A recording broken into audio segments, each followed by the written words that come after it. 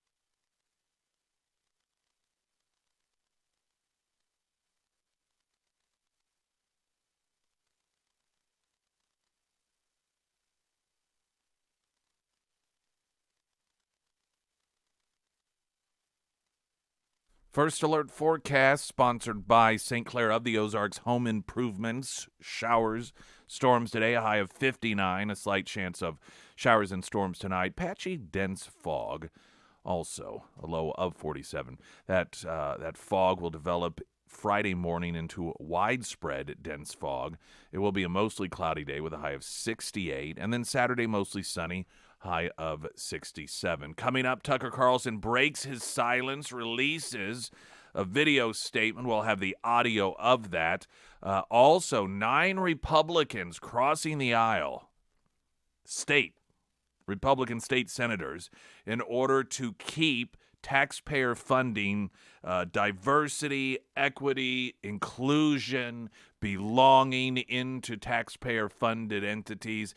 I know this will come as a huge shock to you. Lincoln Huff being one of those Republicans that has decided to side with those wanting taxpayers to fund the woke programs. We'll go over some of that as well this morning. The American Transmissions Talk and Text line, 447-KSGF.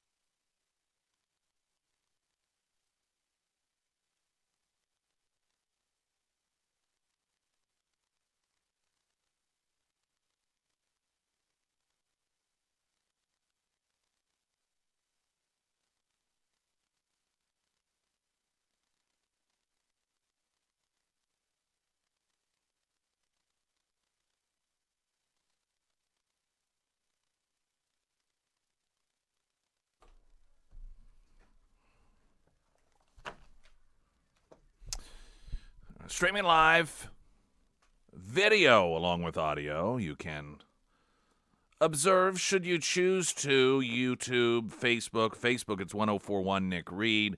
That is sponsored by Springfield Wraps. They are the folks who also designed the KSGF studio. Tucker Carlson breaks his silence, releases a statement this yesterday, and it is as follows. Good evening, it's Tucker Carlson. One of the first things you realize when you step outside the noise for a few days is how many genuinely nice people there are in this country. Kind and decent people, people who really care about what's true, and a bunch of hilarious people also, a lot of those. It's got to be the majority of the population, even now. So that's heartening. The other thing you notice when you take a little time off is how unbelievably stupid most of the debates you see on television are. They're completely irrelevant. They mean nothing. In 5 years, we won't even remember that we had them. Trust me, as someone who's participated.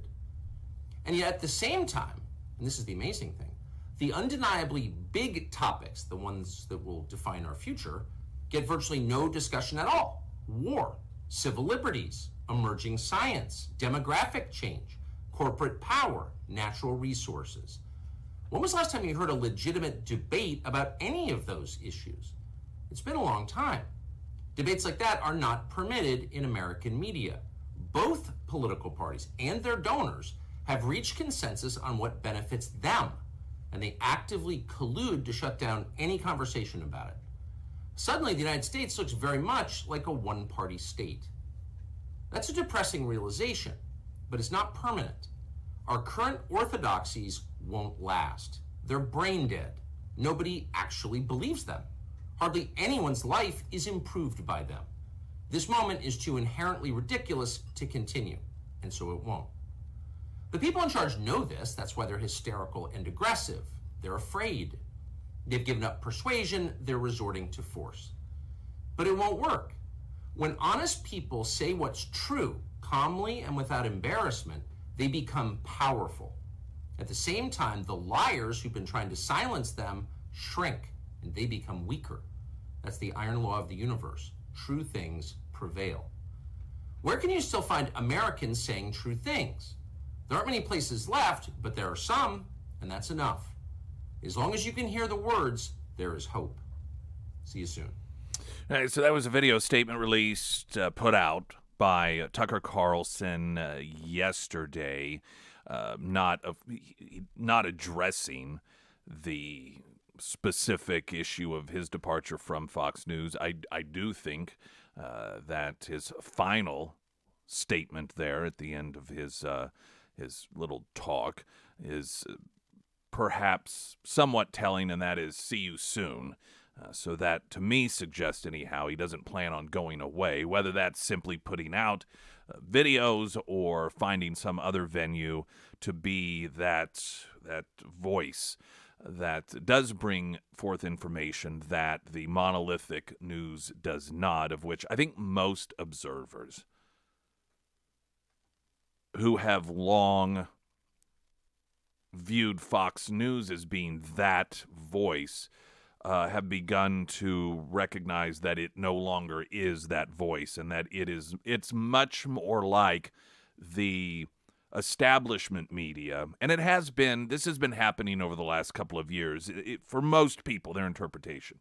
But it's much more the establishment media than it is not the establishment media. And that isn't to say that there aren't certain areas of coverage that Fox News covers versus other outlets. Any given time you can, yesterday I happened to be in studio and I saw it was, late morning, early afternoon, whatever program it was on, and they were discussing the latest revelations with Chinese money being funneled to the Biden family and so forth. That's certainly not something that the other networks spend any time on other than to try to dismiss it. So Fox News does cover certain things that other networks don't. But sometimes it's almost difficult to, in words, give a description, but there's a feeling. And Fox News's place, to me, I now in the world of news, it reminds me of frenemies, or it reminds me of sort of Republican establishment versus Democrat establishment. It's the Mitch McConnell or the Mitt Romney of news. In other words, yeah, it's technically different, and sure, on certain things there is a different perspective, but when it really comes down to it, You know that they're more each other than they are us. I equate it to wrestling and the production that we get, where okay, this is the good guy, this is the bad guy, and so forth. But in reality, they're ultimately on the same page, and it's almost as if there is an acceptable level of dissent that Fox News is allowing itself to have, but there's also the unacceptable, and that's some of what I believe you would see with Tucker Carlson. Matt Taibbi, we played audio of him with Greta Van Susteren from Newsmax the other day talking about a threat by a member of Congress to imprison him for 5 years because of something that he put on Twitter. Wasn't a threat or anything. It was essentially a typo when it came to one of the governmental organizations. Instead of CISA, he put CIS or vice versa. What in a free society would be an absurd thing, but as we become more totalitarian, those are the things you have to worry about, because that's how totalitarian regions they get rid of people. That's how they shut people up. It's those little things. I don't want to get too far off the beaten path here, but I've become very concerned with the dismissal of these instances in which you have a person in power make some sort of accusation or claim that, well, we can put you in prison for 5 years for this. And people will dismiss it as, well, clearly that's ridiculous, that's insane, there's nothing there. That's how totalitarian regimes work. They don't bother going to great lengths in order to set up some sort of intricate accusation that is on some sort of massive level. You want to get rid of a reporter like Matt Taibbi, you don't go to the trouble of, well, let's see, we're going to frame him for murder so we can put him away forever. No, you just say, you know what, we can put you in prison for 5 years for this thing, and then you do it. That's how totalitarian regimes work. The tiniest little thing. Going into the Capitol. Trespassing, something that is generally a $50 fine and a misdemeanor, if you're storming the Capitol to try to stop the hearings for Brett Kavanaugh or something, but they use it against political opposition. We'll throw you in jail for 2 years before we even bother to think about giving you a trial. It is the little things that they use. While Matt Taibbi, circling this back to Tucker Carlson and talking about essentially this one-party rule system and media pretty much falling in line with it. And what Matt Taibbi noted, and he's left-wing, by the way, going to college, evidently went to college, I didn't know this, he noted during the Soviet era, I think in the Soviet Union, that people there largely just ignored the news because they realized it was just all the same. I mean, it was just regurgitation. It was essentially reporting the quote press releases from the Kremlin. There was nothing new there, nothing insightful. It was basically a government newsletter. You see, maybe your company has a newsletter, or if you're part of a union, there's a union newsletter, and it's their message to you. And that's how during the Soviet era people saw media. It was just the newsletter of the Kremlin. And that is what is happening with media today in this country. People, you know what you're going to get, and it's nothing insightful. It is, if it is something insightful, then the people who deliver it oftentimes suffer the fate of somebody like Tucker Carlson. And the fact that, you look at the people who are in government celebrating the fact that they think they had a hand in suppressing that freedom of the press. Should tell you everything you need to know. There were a number of people, deep state individuals, that were anonymously speaking to news outlets about what a great day it was for America that he's been removed from the airwaves. This is very Soviet-era frightening stuff. Where Tucker Carlson will emerge in a consistent way We don't know if he does at all. But that video that he posted yesterday, ending out with "talk to you soon," suggests that he isn't going away. Springfield's Talk 1041. I'm Nick Reed.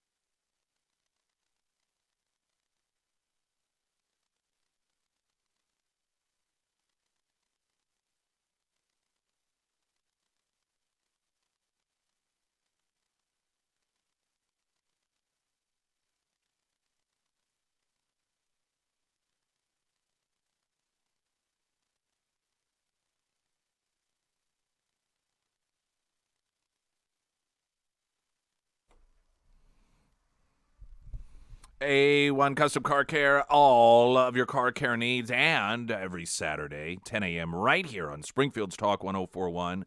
Dustin Atwood and our very own Sarah Myers, co-host the radio show A1 Custom Car Care. They've got an announcement they're going to be making this Saturday, and also one of the subject matters they will be talking about is the effort by some car companies to remove AM radio and why that is controversial, if you will. So that'll be coming up on Saturday. And, of course, all your car care needs, A1 Custom Car Care, their location info under Nick's endorsements at ksgf.com. Republican State Senator Lincoln Huff votes to allow diversity, equity, inclusion, belonging training in Missouri public schools. What a shocking term. But this guy's so conservative. Isn't that what the primary ads on TV said?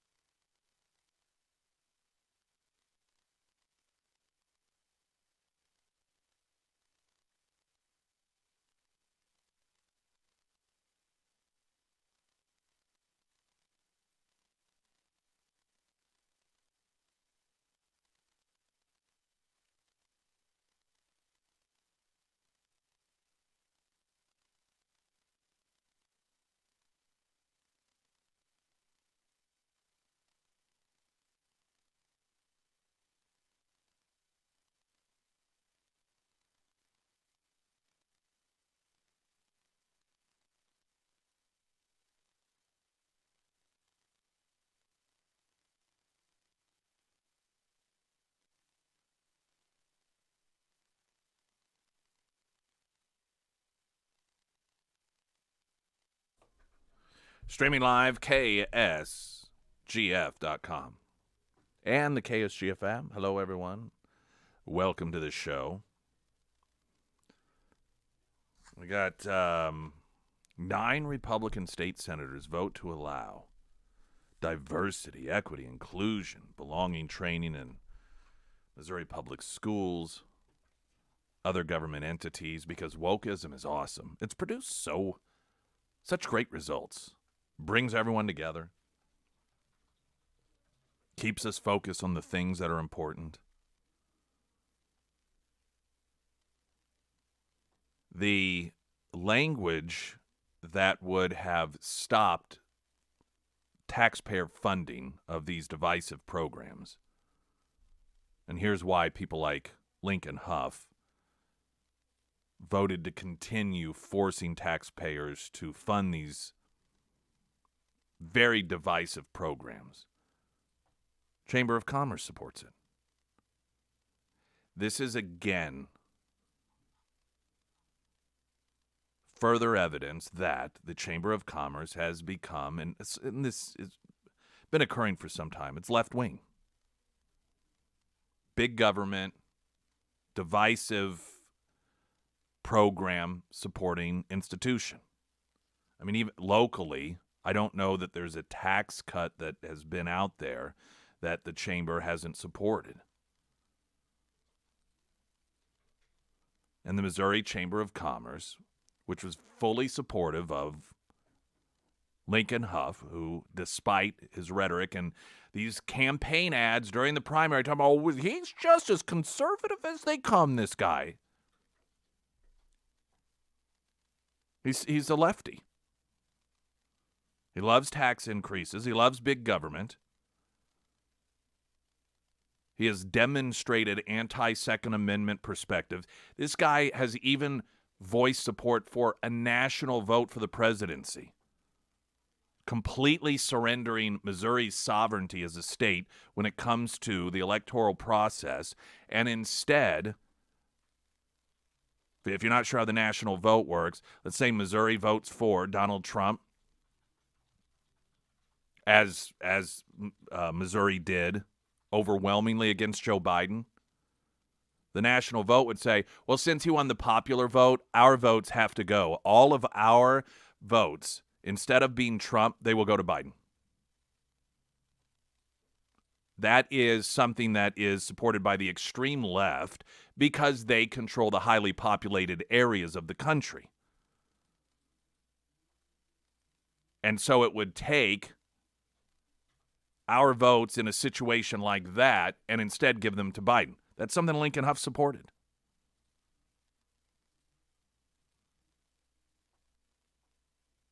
And now you've got and he's been supportive also of forcing girls to compete against boys and so forth, just the annihilation of girls' sports. On these important issues, he sides with the Democrats. But this is what evidently Republicans want in that Senate district. This, by the way, is why I don't go to Greene County Lincoln Day events any longer or anything, because it is nothing that it represents itself to be.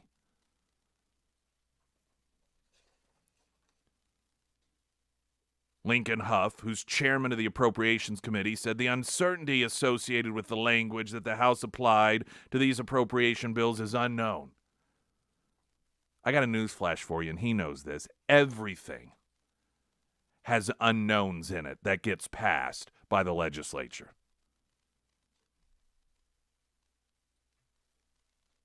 If anyone were to vote against any sort of budget or legislation that had an unknown in it, nothing would ever get passed. You'd have to vote against absolutely everything. There are always unknowns. So that is BS. That comes from somebody who supports wokeism, but doesn't want to say they support wokeism.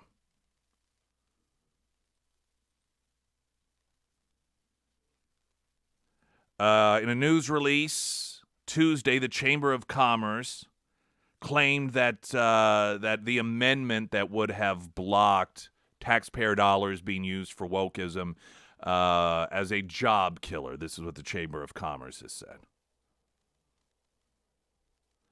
The Chamber of Commerce is still in this sort of sweet spot. Sweet spot for them, where they push left-wing agenda items, but there's still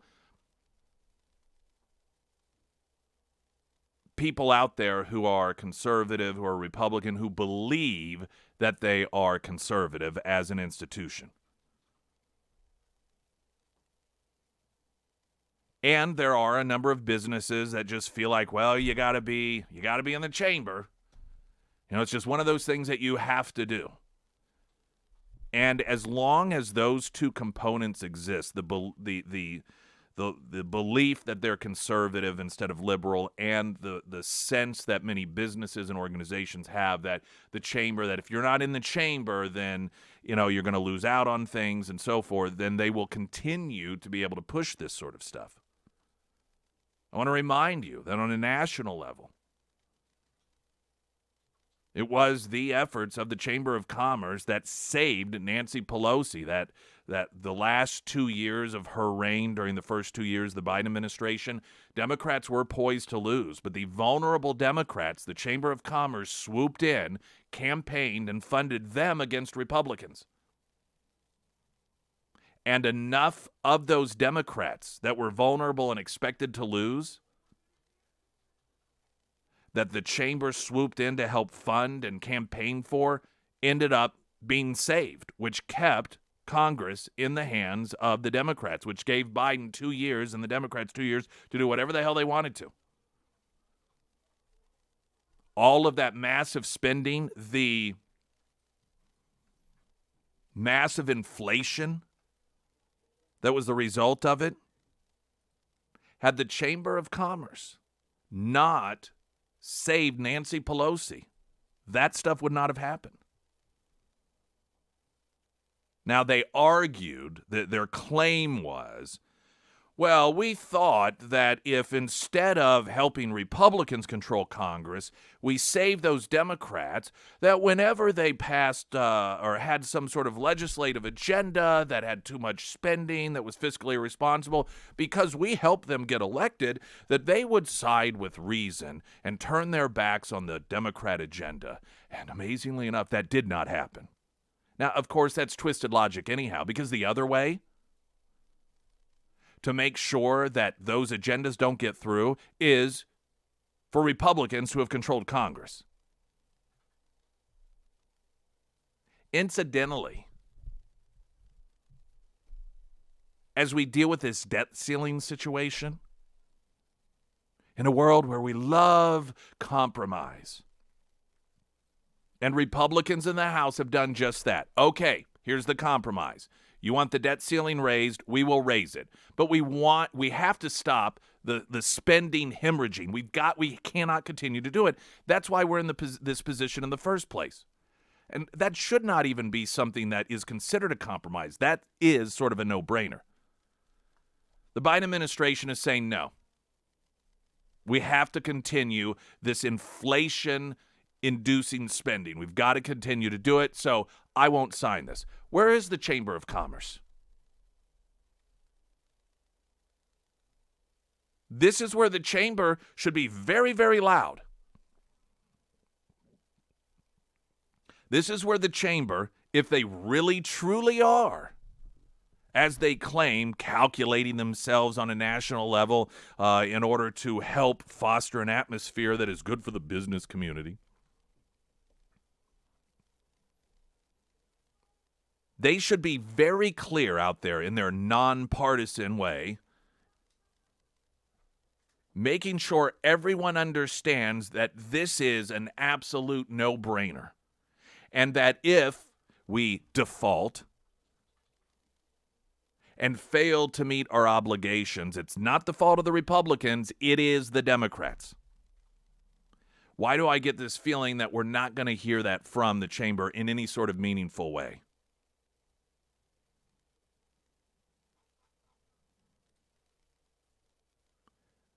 Some positive news that we'll share coming up. There was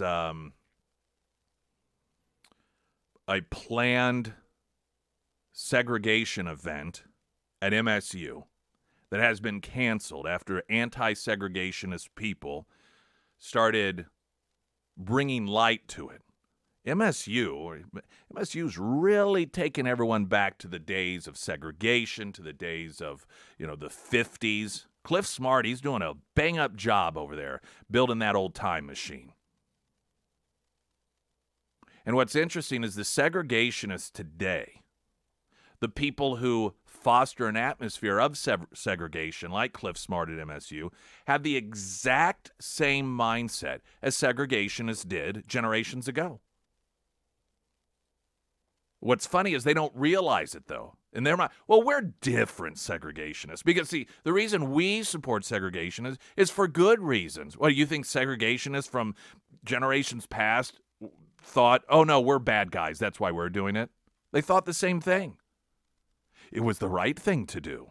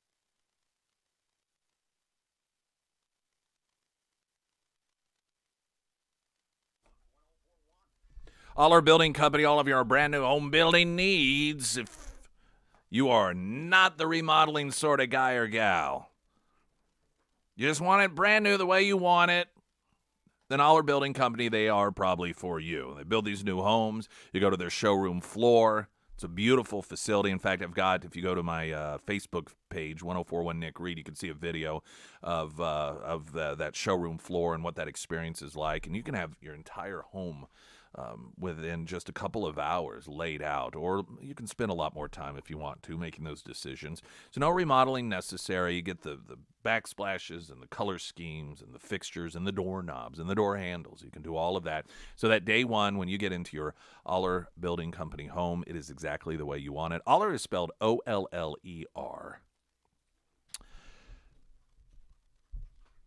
There was a government watchdog group that asked Missouri Attorney General to investigate a, quote, business boot camp at MSU that banned a category of persons because of their gender and color. I don't know about you.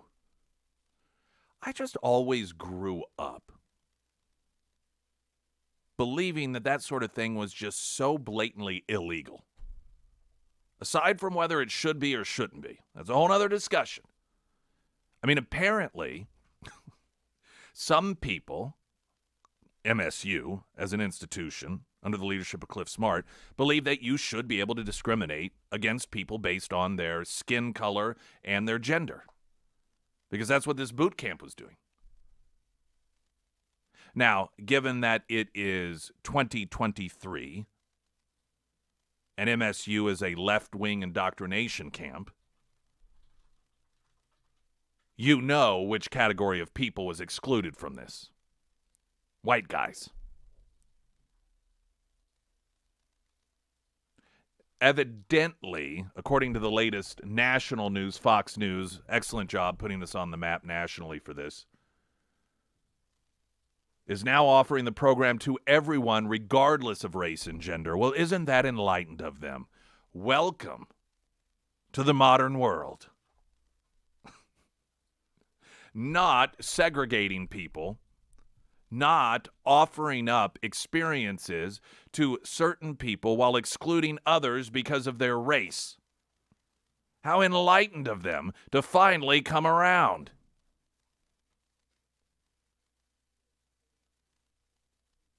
And here, this is the thing, that this is what happens when you live in a cultural bubble, as the left does consistently. They really genuinely believe that excluding people based on race and gender is virtuous. I guarantee you they believe that. But guess what? People who did that generations ago, back in the 50s, they believed the exact same thing.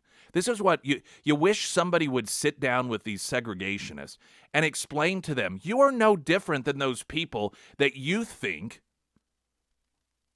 were a horrible stain on our history. That is you. And just like you, they too felt what they were doing was virtuous. It was for the best.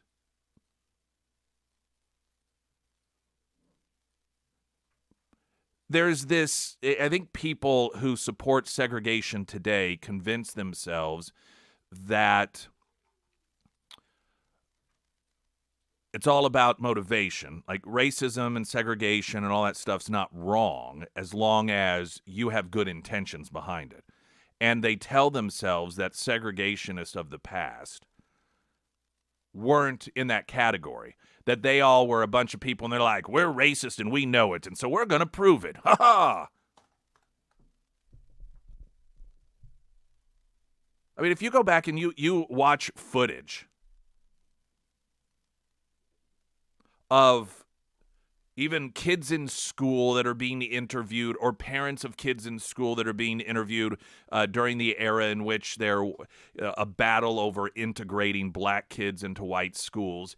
And when you would listen to many of the white people, the pro-segregationists, they weren't talking about, well, because black people are horrible and black people are awful and they're inferior. They spoke about how there were differences in the races, and you know, we just believe that there's certain times and instances in which it's better for there to be a separation. In their minds, they were doing something that was right. In their minds, the reasons and the motivations behind their desire to keep the races segregated or to have certain offerings for one race and not the other were all noble. And this is the news flash that if people on the left did not live in a cultural bubble, isolating themselves off from the rest of the world, that would be very instrumental for them to reflect upon, is that it's the same belief system that you have today.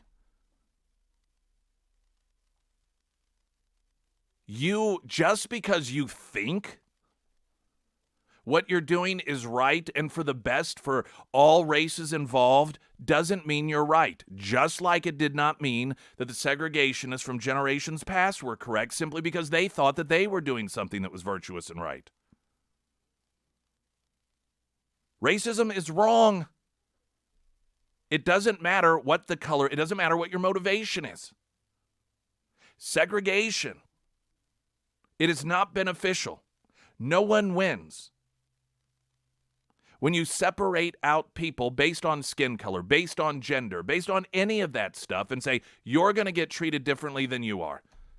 Oh, but it's okay when I do it because I'm a good person and my motivations are good. Doesn't matter. It's wrong. It's bad. It's divisive. It's immoral. It's unethical. And what allows it to fester and breed is the fact that you have, in MSU is, of course, the latest example of where this occurred. It festers there like a cancer. It spreads because people who run those institutions like Cliff Smart, they block themselves off from the rest of the world. And guess what?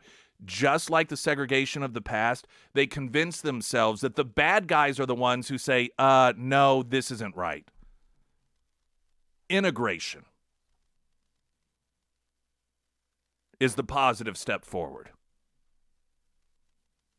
So the win here is that because some people raised their voice and the Attorney General was being requested to step in and look at this, that this divisive sort of segregation was halted. The bad news is, I suspect, they didn't do it because they realized, gosh, we're wrong. This is divisive. Racism is wrong. Segregation is wrong. But because a bunch of ignorant hillbillies that want a colorblind society and everyone treated the same are going to pitch a fit, so we better remove this and we'll pick it up somewhere down the road.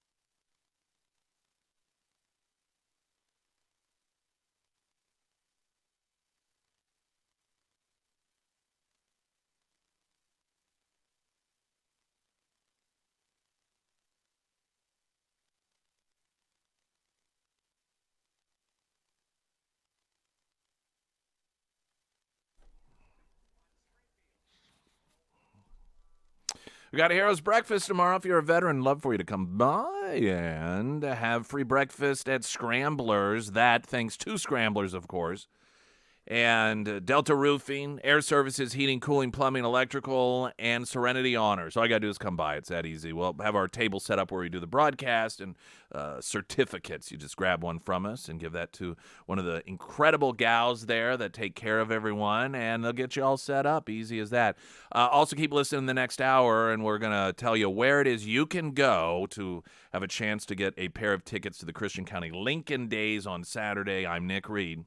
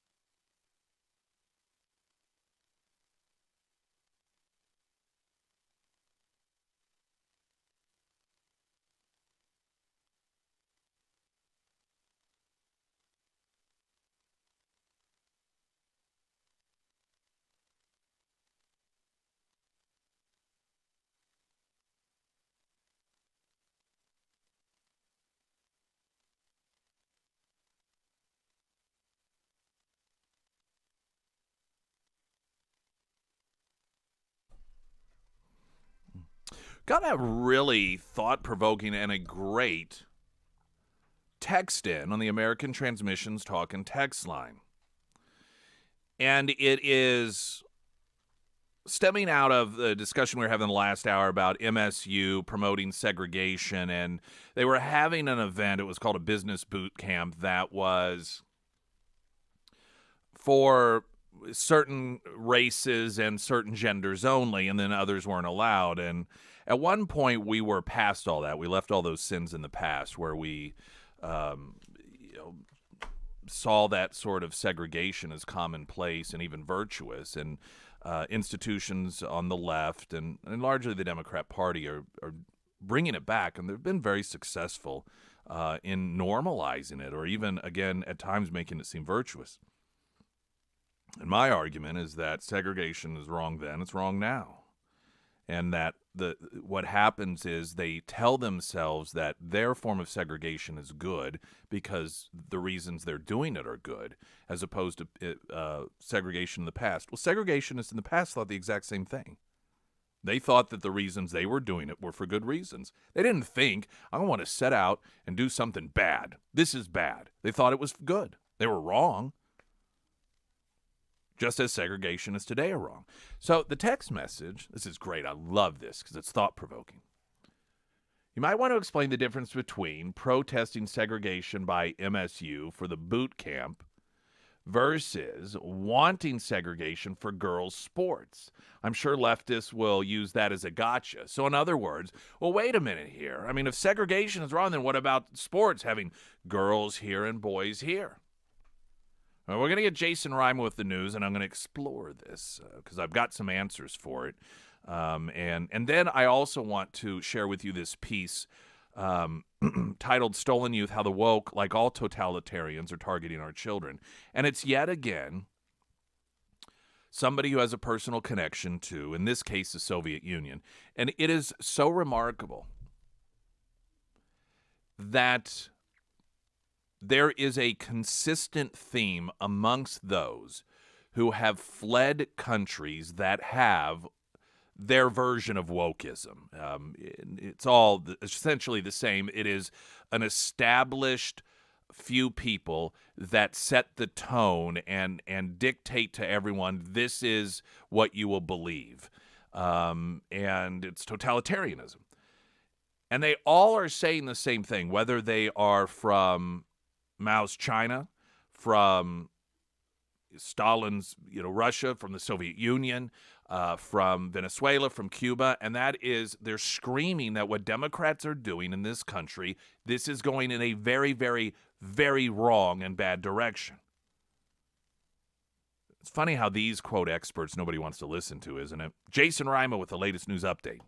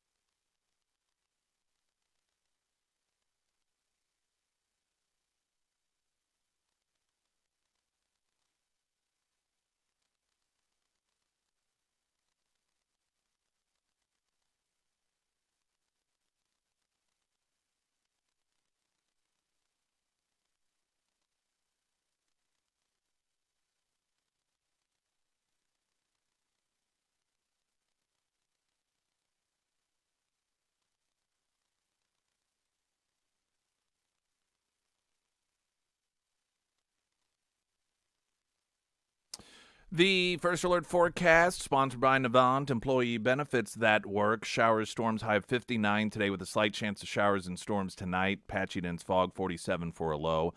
Widespread dense fog tomorrow, mostly cloudy, 68, and mostly sunny on Saturday with a high of 67. So I want to answer this question. We're going to get a traffic update and then just take 2 minutes. What is the difference between being opposed to segregation, like You see on campuses, or attempt to do it on a campus like MSU, where they have events where only people of color are allowed to participate and benefit, while white people are not. And segregating sports, saying, well, this over here is for boys only and this is for girls only. This is a great, great question. And it has an answer. That next. I'm Nick Reed.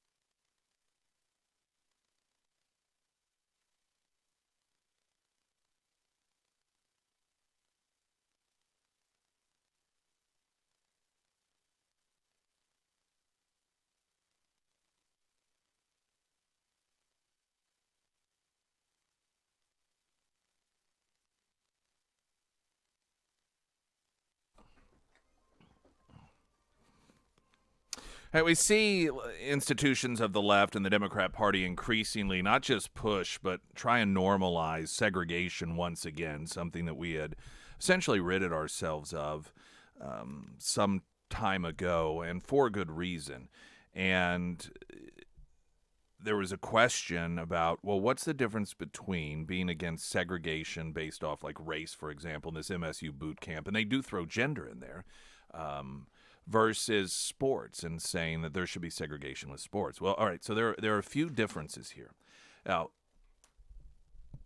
one, for example, if we want to use these specific instances, oftentimes the segregation that is promoted by Democrat institutions is a segregation that does not offer the same opportunity at all to the races that get excluded. So, for example, Title IX, when it comes to sports, that's the separate but equal whole thing where, like, okay, well, it's segregated, but if you're going to have boys basketball, you have to have an offering for girls as well. The boot camp, for example, this was an offering that was provided that specifically excluded white males, but it wasn't, oh, well, we have one for white males at the same time with the exact same thing, but it's just going to be in a separate location at a separate time. The Springfield School District got in trouble for this a few years ago when they had an outing to the symphony, I believe it was, and white kids were not allowed to participate in it. They weren't invited, and so that that's another example where they're separate but not equal. Okay. In addition to that, the issue of, if you want to call it, segregating in sports with male and female, that segregation is done based off of sex, not simply because there are different sex, male and female, but because the differences between the two sexes has an impact on the specific performance in which they are participating. Okay? So, despite a lot of people on the left, they want to totally deny science and there's no difference whatsoever. We all know that's insanely ridiculous. That's why 90+% of domestic abuse situations are men against women, and it's not 50-50. That's why every time you have a man who does very, very poorly in his sport as a man, but then decides to participate as a woman and all of a sudden is doing incredibly well, it's because there are physical advantages there. So in the sports and that's the whole reason that segregation exists in the first place, because it was deemed unfair to girls to compete against a sex, the opposite sex, whose differences give the male an advantage over them that is, generally speaking, enough of an advantage enough to where a girl has essentially no opportunity to win fairly, okay? How is that different than segregation based on race? As a society, we have determined that your skin color and the difference in skin color is not something that gives you an advantage or disadvantage when it comes to intellectualism, when it comes to the personality traits that are not physical, okay, mental, emotional. When it comes to the ability to go out and start a business or be in a club or a non-physical club, of course, to write a term paper. We have determined that in other words, when it comes to physicalities, being a man, there is a very significant difference in performance physically as opposed to being a female in most areas. But being white, for example, does not mean that you have an advantage when it comes to things of using your mind and your abilities and your personality over somebody whose skin is a different color, right? We have made the determination that and again, this is where the Democrats have decided to differ, that your skin color does not give you an advantage or disadvantage over what you're capable of doing outside of that's the separation between the gender issue and physical activities. The left is operating in a different fashion now, and again, they're taking us back to when they used to claim that, yes, skin color did inherently make you less capable, skin color inherently made you less intelligent, and they talk about that today. I mean, what is their number one reason that they claim they are against utilizing a photo ID in order to vote? That their argument is that black people aren't capable somehow as white people of getting a photo ID. They don't know how to do it. They just don't have the capability to do it. They don't ever really go into detail explaining why they believe that.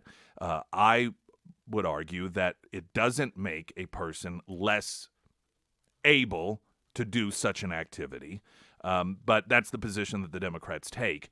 And so that's the difference between the segregating based off of physicalities that have an actual disproportionate impact based on your sex versus skin color when it comes to things like intellectualism and interacting with other people in a non-physical way. The gender thing, it's the same reason in sports like wrestling you have weight classes, right? Or you have age. Soccer, you've got Pee Wee League, or maybe that's T-ball, whatever. And then you've got the age categories for different sports as well, because there are physical differences between an 8-year-old and a 12-year-old. And so those are divided off. When it comes to business boot camps, when it comes to different social organizations, the skin color component does not have the disproportionate impact that the physical component does when it comes to sports. So that's the main difference there. Now, you do have also the caveat of, well, what about the gender factor when it comes to a number of these different outfits and organizations? And I think socially, men and women are different enough to where it does make sense that oftentimes women want to congregate as a segregated gender for certain activities that guys don't really have much of an interest in, and vice versa. I want to share a piece with you titled Stolen Youth, How the Woke, like all totalitarians, are targeting our youth. And this is yet again a warning from someone who has a personal connection to totalitarian regimes and the damage it does through wokeism. Though with the totalitarian mindset, they, over time, different times, different cultures, different countries, they will give it a different name, but ultimately it is the same goal, that is control, and it is the same destructive tool that is used, and it is happening. And some of what we're talking about right now that we have on our university campuses across the country, right here in Springfield, and in public schools too.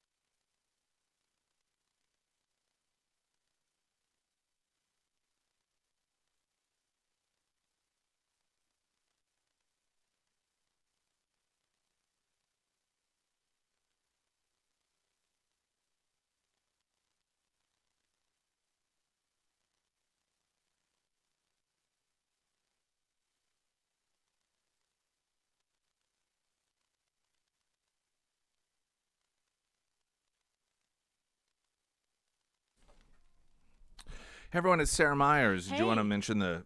Sure, yeah. So Huey just now got to our location for the Lincoln Day tickets. He is at ABC Books, which is off of North Glenstone. It's right next to the Andy's Frozen Custard. So if you are driving right now and you want tickets to the Lincoln Days on Saturday, go find Huey. The first person who finds him will get those tickets.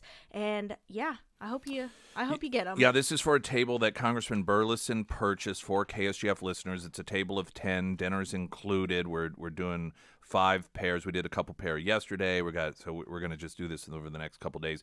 Congressman Burleson will be there. Jay Ashcroft will be there. Secretary of State, Attorney General Andrew Bailey, Mike Moon. Of course, Darren Chappell, Bob Titus, James Gregg, Brad Hudson, just to name a few of those folks. I'll be emceeing the event as well, and so that is the Christian County Lincoln Days coming up this Saturday. It's 2 to 9. Dinner is at 6. Some people, you don't have to be there the whole time, but anyway. So yeah, the first person to get to Houston there at ABC Books on North Glenstone, just south of Kearney, will get the latest pair of passes. Thank you. Okay, so I'm going to mention my friends over at Avis real quick. Now, Avis, the car rental company, has a brand new one-of-a-kind program called the long-term rental program. The long-term rental program allows you more flexibility than leasing does. You don't have to worry about maintenance costs, and you don't have to pay thousands in taxes and fees. Now, one of the great things about the long-term rental program is the amount of fully loaded vehicles that they have in stock. They have everything from Jeep Gladiator trucks to electric vehicles. And the best part is if you start driving a vehicle and it's not exactly what you need, you can swap it out in a couple of months. If you're wanting a sports car for the summer or even maybe a truck for the winter, it's no problem with the Avis long-term rental program. Now, for more information on the long-term rental program, you can visit avisspringfield.com or just swing by the Avis off West Sunshine. And of course, you can find all of that contact information for Avis under the Sarah's Endorsements tab at ksgf.com. Because of the timing here, I am going to have to jump over to traffic in about 3 minutes, but I will start this very important piece because there are people here in this country that have direct connections to totalitarian regimes that are desperately trying to warn us where we are headed with this diversity, inclusion, equity, woke stuff. Now, this essay is excerpted from the co-author's new book, Stolen Youth. And I believe we have had her on as an author of the week. I believe we have. I could be wrong on that.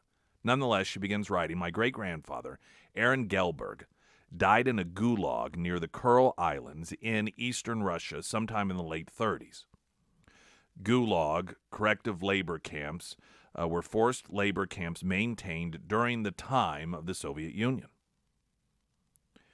Aaron and his wife, Chaya, had owned a bakery in Gomo, Belarus, when private enterprise became illegal under the rule of Joseph Stalin. Other people in the Gulag were politicians, intellectuals, artists, or simply related to one of those objectionable persons. Some were there because they had said the wrong thing. Others because they didn't say the wrong thing strongly enough. My grandmother and her siblings were children when their father was taken away, but they learned the lesson, and that was obey.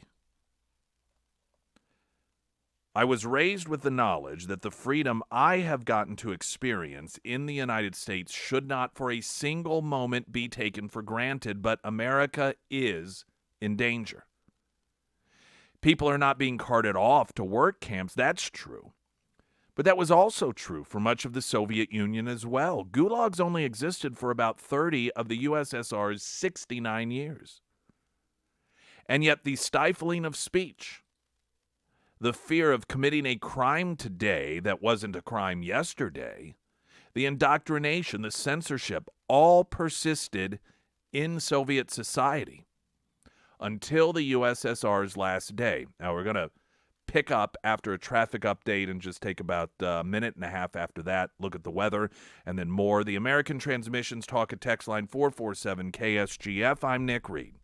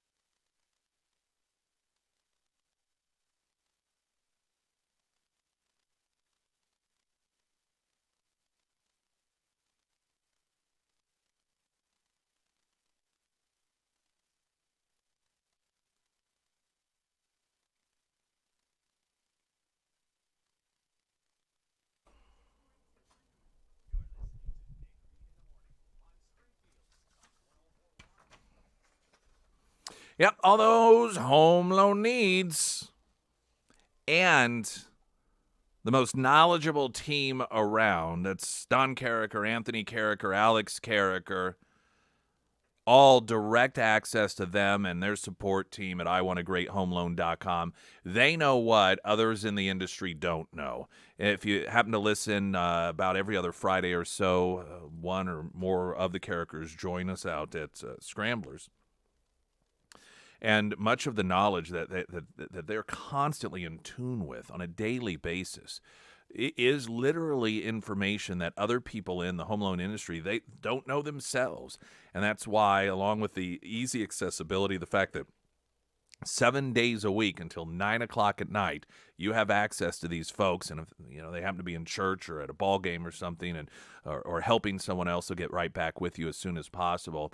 But that access, that knowledge, that experience is why I used and recommend for all your home loan needs. I want a greathomeloan.com, because you do. First alert forecast, showers, storms, 59 for a high today. Slight chance of showers and storms tonight, low of 47. Widespread dense fog, otherwise mostly cloudy tomorrow, 68, and sunny with a high of 67 on Saturday. I'm sharing a piece here, which is an excerpt from a new book, Stolen Youth, and it's titled How the Woke, Like All Totalitarians, Are Targeting Our Children. And she starts off talking about how her great-grandfather died in a gulag in Russia, and other people in the gulags were politicians and basically people who either spoke out of turn or did not speak in support of the accepted ideology loud enough. And she was raised with the knowledge that, the freedom she was experiencing here in the United States should not for a single moment be taken for granted. And she's warning that while right now here in America, she says, sure, people are not being carted off to work camps, but they weren't for the majority, the first part of the Soviet Union era as well. It was only the last 39 of the 36-year Soviet Union era. But the stifling of speech, fear of committing a crime today that wasn't a crime yesterday, indoctrination, censorship, all of that was the early part of the Soviet Union and, of course, persisted throughout.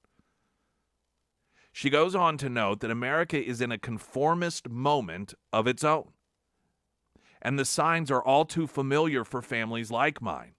There are a lot of terms associated with this time. Wokeism, cancel culture, indoctrination are all front and center. There's a push from schools, corporations, media, and elsewhere for one woke monoculture. The right way of looking at wokeness and woke culture is as a set of deeply toxic ideas that are force-fed to the populace, in particular to children.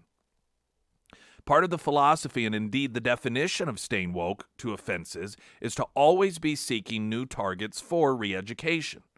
Racism, sexism, and general wrongthink are always lurking somewhere and must be rooted out.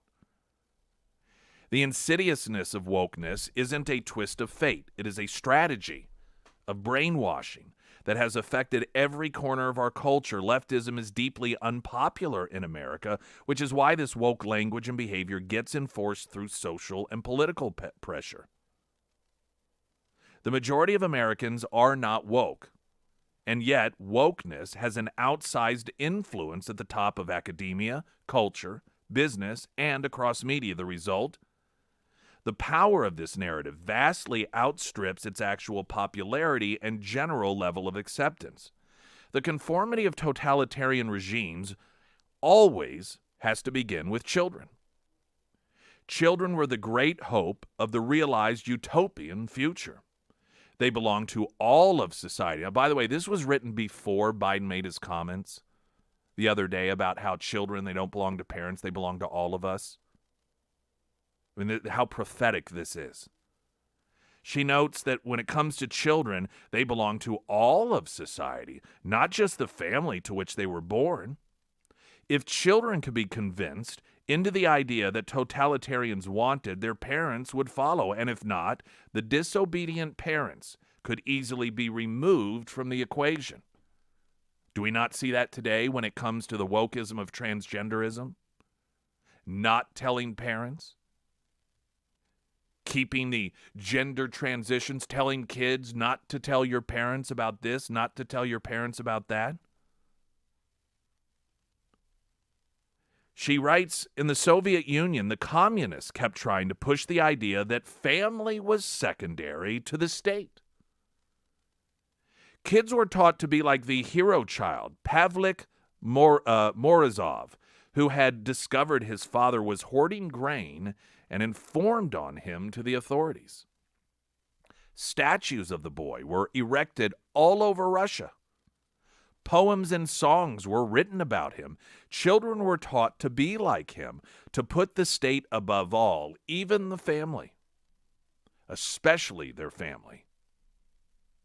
It was an understandably powerful lesson. Do the right thing, listen to authority, believe what we believe, act how we want you to act, and you will be celebrated, like Pavlik.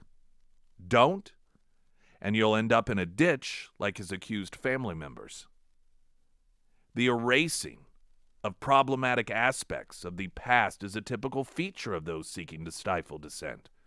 If we have nothing in common, no shared experiences or familiar rituals and ideals, we're easier to sway and control. This history erasure has come to America. In the riots after the George Floyd killing, removing Confederate statues was the order of the day, but plenty of non-Confederates were dragged in along with them.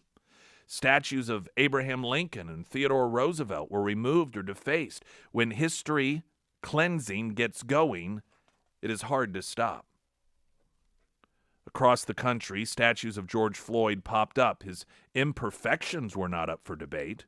His brutal death, captured on video, had shocked Americans. We had united in disgust and grief over what had happened to him. But even that unity in our totalitarian mimicking moment was simply not enough. Black Lives Matter is an idea as uncontroversial as the earth is round, but because everyone had already agreed with it, it couldn't simply be believed. You had to put a sign in your window to signal support for an idea that everyone already favored. You had to imagine that there were people to convert to the cause. Those who didn't believe strongly enough, or didn't use the exact right words like anti-racist to describe it. Tyrannical societies have always demanded conformity and spectacle in the same way. Aaron died in that gulag, but his family had to learn to endure. When Stalin's death was announced, Aaron's 2 daughters immediately got to work making a scrapbook of Stalin's glorious life. The spectacle was survival. The home is the last line of defense. In totalitarian societies, parents have to pretend to believe the lies that kids are taught at school, lest they make themselves or their children a target. In a free country, you don't have to do that. Whose kid is this? In the home, you provide the answer. Mine. I think there is a lot here that's so important and true. This is truth. If there ever is a declaration that really puts focus on the division that we have in this country today between those that say live and let live, individualism is totally awesome, versus those that say no, wokeism, there is a certain thing that you are supposed to believe, and it is her sentence that tyrannical societies have always demanded conformity. And what is also very noteworthy and should be recognized is the fact that those who demand conformity always masquerade it as diversity, don't they? They claim diversity while demanding conformity. In the name of diversity, they suppress free speech. In the name of diversity, They prevent people who have a diverse perspective on things, particularly political and social. They not only prevent those people from voicing that diversity, but they demand conformity. And should you not provide it, you are demonized and you are cleansed from our society. There's no greater example of this than the university campuses across this country, the demanding of conformity, while masquerading it as diversity. Springfield's Talk 104.1, I'm Nick Reed.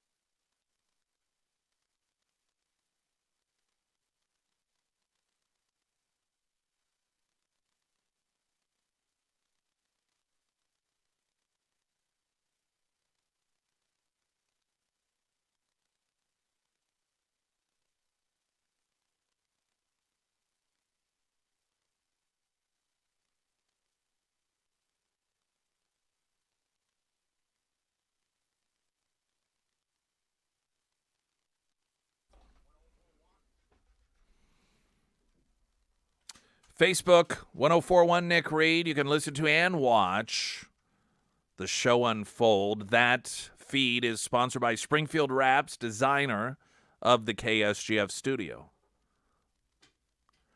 One of the interesting notations of this piece regarding stolen youth, how the woke, like all totalitarians, are targeting the children, it references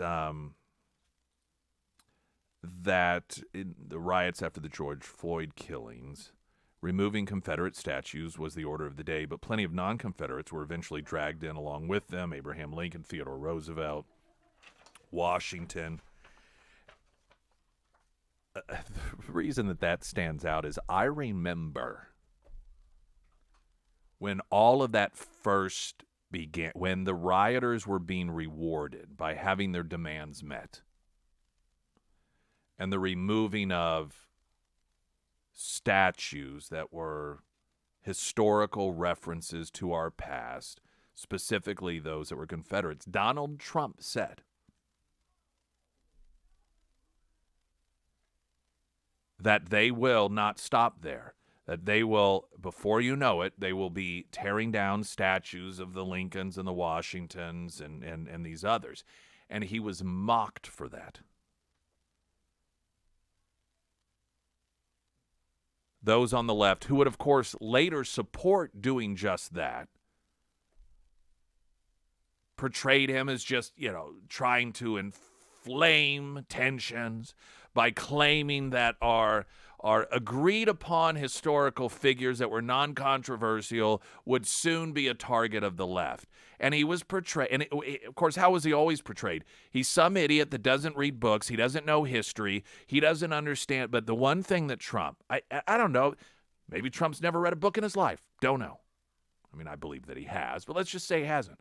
The one thing that Trump always has understood through demonstration of behavior is what drives people. And when you understand what drives people, you know what they're going to do next. So he knows when you have tyrannical people like Democrat activists that are saying, well, we want this done, that it isn't about that particular situation. So it wasn't even about Confederate soldiers. It was about power and the drug of telling people what to do and having them do it. So once you make a demand and you realize, oh, they did it, you look for something else because it's about that power. It's about that authority. It's about here you are, some person who has nothing going on in your life whatsoever, no meaning in your life, probably don't even have a job, and all of a sudden you're making these demands, and you have politicians that you're doing this thing. It's on the news. It's making international news. That is an addictive drug, particularly to people that don't have any anchored meaning in their life. And Trump knows that. He recognized that. That's why he knew that they would start coming for statues of people who, like Lincoln, actually freed the slaves. And he was mocked by historians. He was mocked by political commentators. And who was right? Trump was. There are things going on in this country right now that you can see why people who have escaped tyrannical regimes or are descendants of those who have escaped tyrannical regimes are screaming at the top of their lungs that we are headed in that direction. Minnesota. Arguing COVID came from China can land you in a government bias registry if a new bill that is being pushed by Democrats goes through. This is being fully acknowledged through the refusal to answer whether or not this is the case. I want to share some of this story with you coming up. I mean, they are going full-blown totalitarian, communist, fascist in Minnesota. First, a traffic update.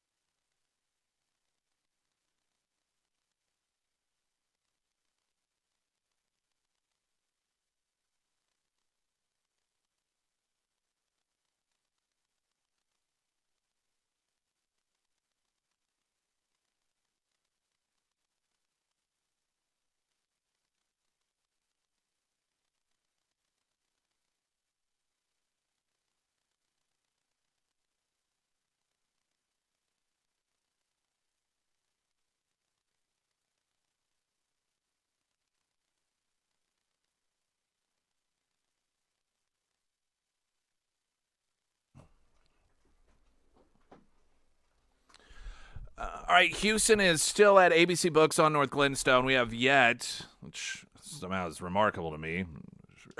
I know how this has happened, but we've coming up. It's the Christian County Lincoln Day event, and going to be a number of high-profile people there. I'm going to be emceeing the event. It's a great dinner, and these can be a good time. And what's nice about them is if at some point you're like, I'm bored, I want to leave, you can leave. But Congressman Burleson has purchased a table that includes the dinner and everything, and he has asked us to make it available to KSGF listeners. So we gave away a couple of pairs yesterday. It's a table of 10. We're giving away 5 pair, a couple yesterday. And we're the first person, and we announced this earlier, so I'm just shocked. Usually it takes about 30 seconds. ABC Books on North Glenstone, which is just south of Kearney. It's kind of across from Burger King, next to Andy's. Houston is there with the KSGF vehicle, and the first person that gets to him will get that there. It's a $100 value for the 2 passes. So, like I said, it's a good dinner and everything. And Congressman Burleson will be there. Secretary of State Ashcroft will be there. Attorney General Bailey will be there. Mike Moon will be there. Darren Chappell. You've got a number of reps from the area, Titus, Greg, Hudson, and a number of other folks will be there as well. So it's first come that will receive those 2 passes. So you can bring somebody with you, or the 2 tickets, if you will. ABC Books, the first person to get to Houston. He is in the KSGF vehicle there. Minnesota State Rep. This is a horrifyingly. I'm telling you, Democrats are becoming dictators. Minnesota State Rep. Harry Niska, a Republican, asked during a debate on a new bill whether praising Harry Potter author J.K. Rowling's or talking about COVID originating in China would qualify as bias speech that would put citizens in a government database. Minnesota lawmakers are mulling a change to state law that would log alleged bias incidents even if they aren't a crime. The bill introduced in January would allow people to report perceived bias-related incidents, such as alleged slurs, verbal attacks, that would fall outside the hate crimes compiled annually by the Bureau of Criminal Apprehension. Republican State Rep. Walter Hudson noted that this clearly is going to pose a threat to freedom of religion. There was an exchange between Niska and a fellow state rep, Samantha V., a Democrat, where Niska asked several hypotheticals about the legislation. He said, quote, if a Minnesotan writes an article arguing that COVID-19 is a Chinese bioweapon that linked from a lab in Wuhan, and then someone reports the article to the Department of Human Rights, is that something the Department of Human Rights will put in the bias registry under your bill? She said that was something that she wasn't going to be able to answer one way or another. She defended the idea of the database, however, arguing that while not all incidents are considered violent or criminal, that sort of rhetoric is bias-motivated. Therefore, it is considered a bias incident that would land a citizen in the government database. He posed another question, asking if somebody wore a shirt that said, I love J.K. Rowling, would be added to the government database. Vang suggested that question would be better answered by lawyers, adding, I'm not going to say yes or no to that question. Well, we know what that means. J.K. Rowling, she's if you aren't familiar as to why he asked that question, author of the Harry Potter novels, and she's a science-based individual and recognizes the difference between men and women, and so that has made her an enemy of the left. You get some. I remember there was this huge went national story. Some state rep in Florida had submitted legislation that would have required, I think, bloggers to register with the state. And I don't remember. It had sort of a convoluted version of why that was. And the first people that came out against it were Republicans. They're like, this is ridiculous. But the national media portrayed it as, look at what Republicans are trying to do. Force bloggers to register with the state. Reporters were asking DeSantis about it, as if he had anything to do with it, which he didn't. He was totally against it. But here you have Democrats in Minnesota that want to create a database where if you get reported for, saying Joe Biden's a liar, or I love J.K. Rowling's, or, hey, I think maybe COVID came from China, you will go in a government database. No concern from the national media. No warnings about the totalitarian, total complete lockdown of free speech. It'll be ignored until those things start to become reality, and then they'll be praised.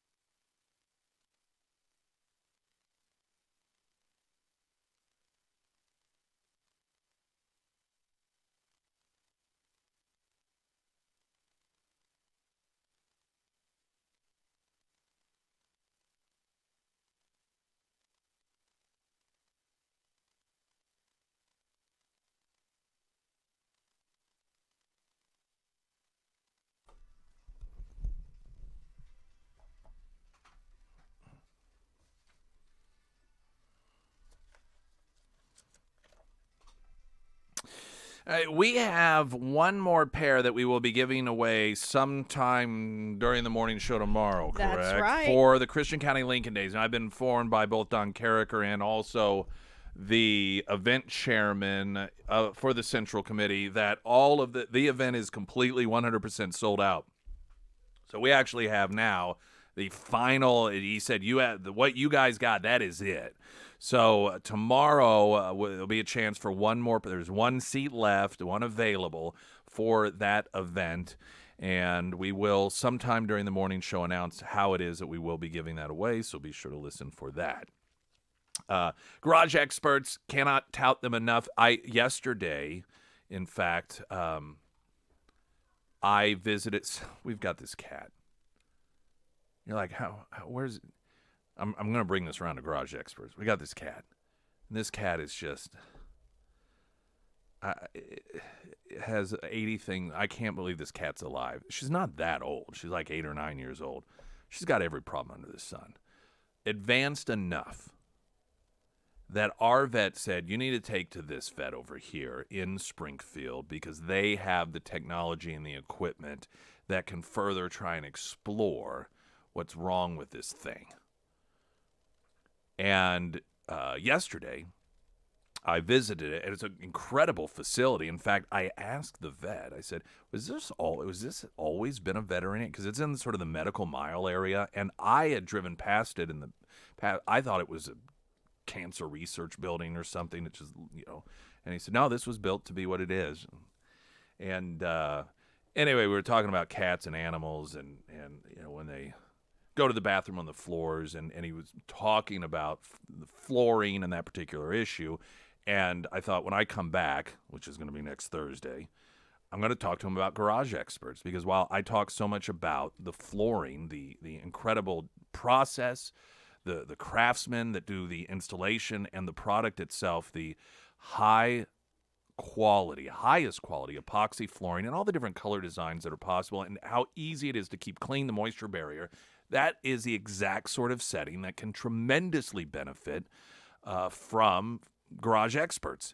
And point here being is I believe that there are actually some area vets that have at least consulted with them about what they can do. But any sort of business that has flooring that you do worry about those sorts of things, you got a lot of cleanups. And it just, especially if you have tiling where there's grout, that grout stains over time. It doesn't have to be that way. Find out what Garage Experts can do for you, whether it's your garage at home or it's your business. You can find Garage Experts under Nick's endorsements at ksgf.com. There is a really short piece that we'll get it posted for you. I'm not going to read through it because it's not necessary, but it gives a bit of information that I don't know that I had ever seen stated as factual information. It has to do with school shootings. We know that statistically, the number of what qualify as mass shootings, I think it's 98.9 or 99.8% of them that occur in gun-free zones. The vast majority of them, almost 100%, occur in gun-free zones. Now, the anti-intellectual approach we take as a society is to create as many of those gun-free zones as possible. You'd think you'd do the opposite, right? That's what critical thinking is. You're like, okay, almost every one of these mass shooting locations that occur, what do they have in common? Well, they all have gun bans. Maybe we should stop doing that. No. What is the answer? Let's make more places like that. Let's make entire cities like that. I mean, how dumb are we? But what about schools? What about districts that not only, forget the gun-free part of it, allow teachers or employees to be armed versus those that don't? You know, there are statistics on this. I want to share this. Maybe I actually will read this piece for you. Because the title is misleading potentially, and the title is Uniformed School Resource Officers Aren't the Solution to Stop Mass Public Shootings. Now, you read that and you think, oh, well, here's an anti-Second Amendment position. That's not what this is at all. It's really interesting. I am actually going to share it's not very long, but after all, now that I start talking about it, I want to share it with you because it's aside from the statistical component to it regarding armed teachers in school and mass shootings, the argument that he's making regarding armed resource officers, which is oftentimes a more conservative approach. We should have armed guards. He's arguing that's not the solution here. It's a pretty interesting thought. First, Jason Rima.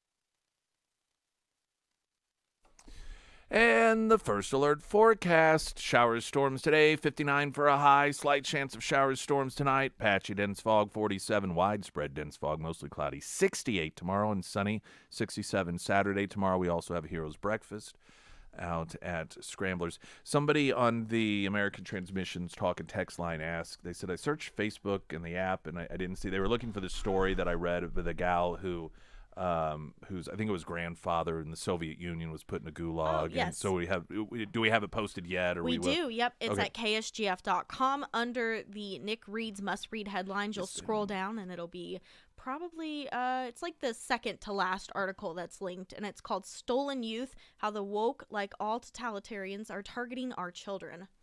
So you mentioned the app. So if you go to the app and then I don't know where from the app you would go to. Stand by.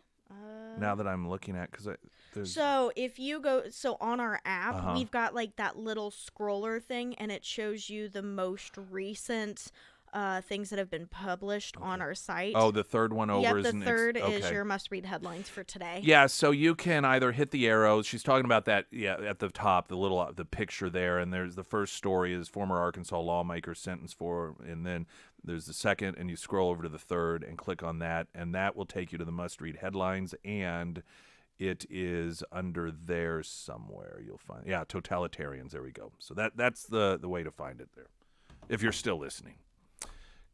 Coming up, uniformed school resource officers are not the solution to stop mass public shootings. This sounds as if this is an anti-gun, left-wing reaction. This actually isn't. This is very, very interesting and enlightening, I think, to most of us. It was to me. It makes sense. I mean, it's when I thought, well, that makes total and complete sense. So that next. I'm Nick Reed.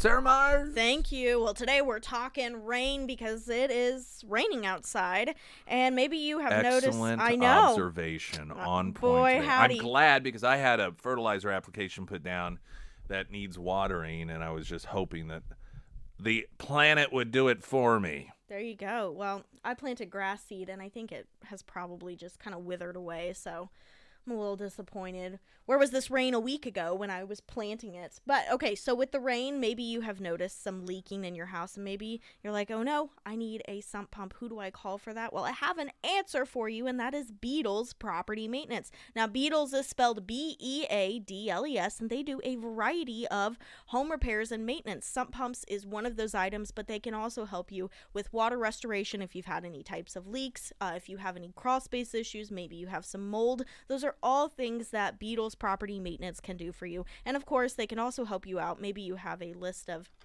just honey-do list items, if you will, that have piled up over time and you just haven't had a chance to do them. Beadles, they can help you out with those items as well. So whatever your home repair or maintenance need is, highly recommend my friends over at Beadles Property Maintenance. You can find their contact information under the Sarah's Endorsements tab at ksgf.com.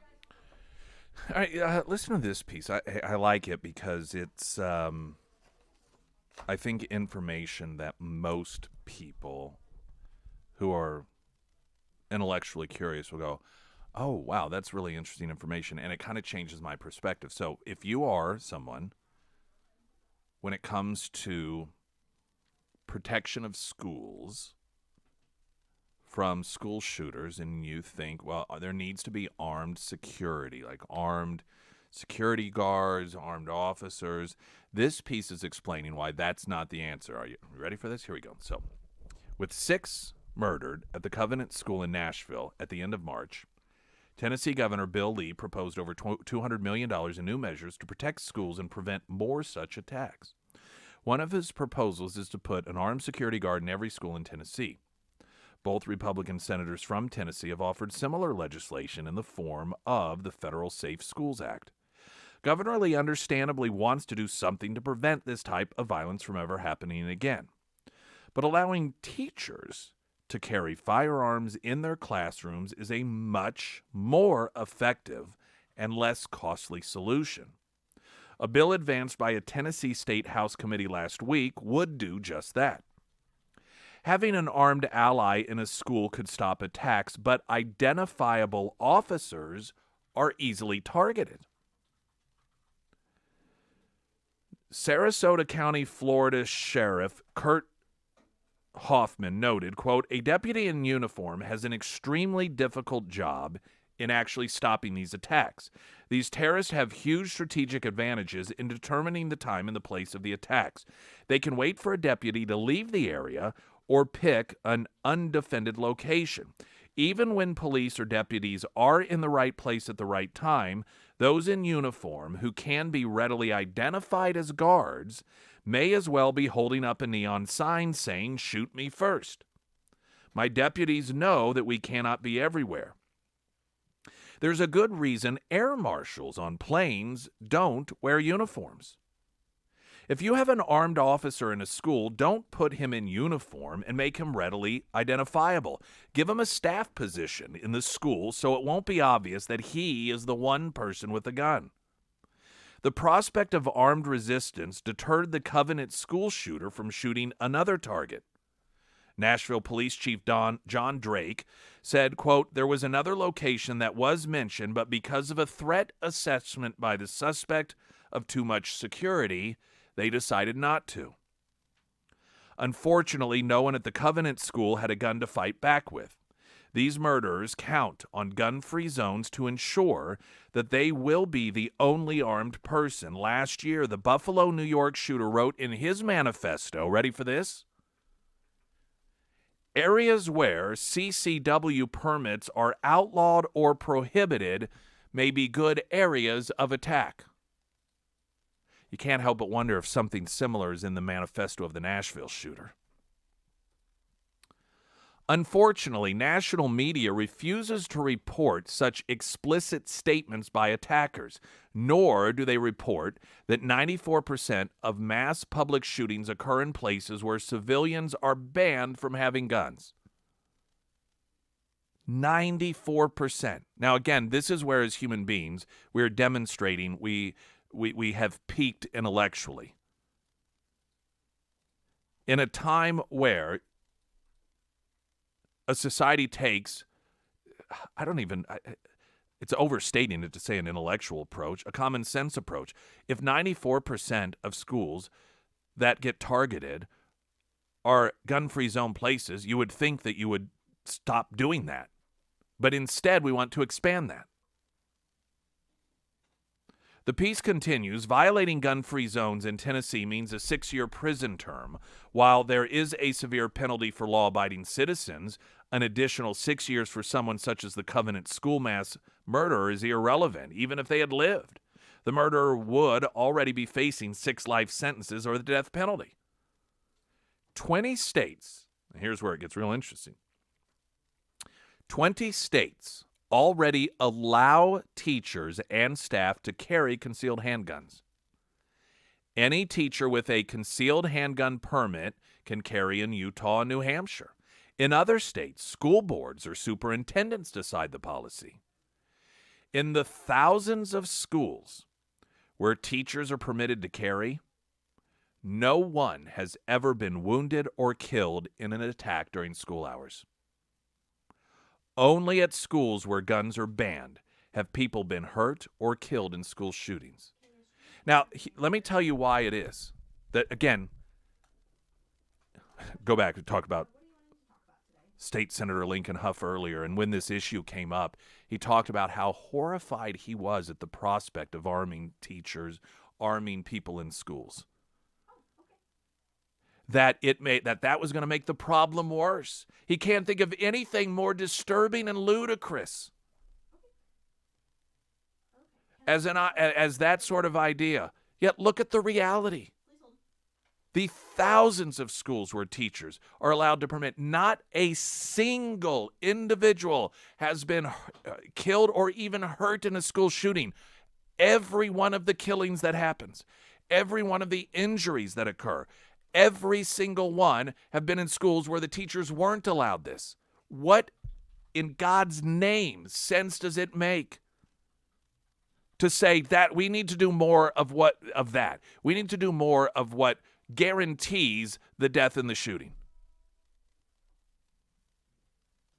He notes other common concerns about allowing teachers to carry guns, such as students getting a hold of the weapon or teachers losing their tempers, has never actually occurred.